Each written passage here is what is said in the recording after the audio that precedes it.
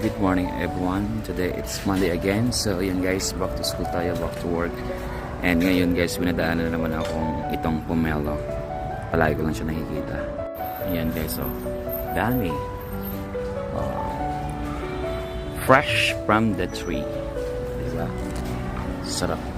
Pitasin. So yun guys, as usual, dito tayo sa school na to, sa Taksa Kindergarten School. Diba? Maaga pa ngayon guys. Time check, it's 8:34. Ang klase natin is 9. Alright.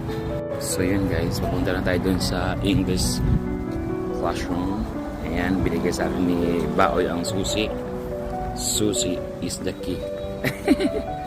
Alright, so yun guys, malapit na tayo dun sa English classroom. Let's go. Eto guys, andito na tayo pala sa ating pinakamalaking classroom. Buksan. Alright. Buksan natin ang ilaw. Bang. At dito na naman tayo. So yun ang ating daily life. Daily vlog. Okay, buhayin din natin ilaw dito. Yes.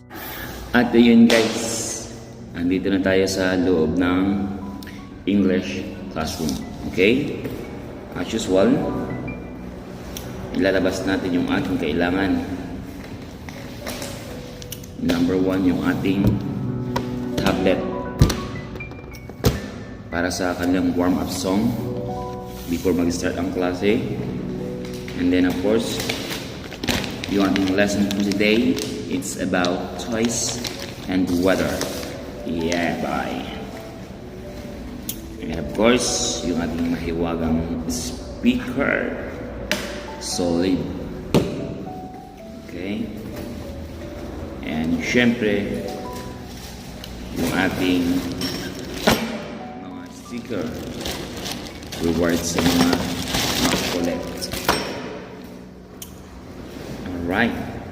So yun lang guys. And bagong ano pala ako, no?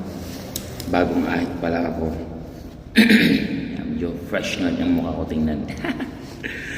Alright, so yun lang po ang ating daily life dito sa bansang Vietnam. Okay? So ngayon ang weather is 16 degrees. So malamigis. Ayan. So yun lang po ang ating for today's video.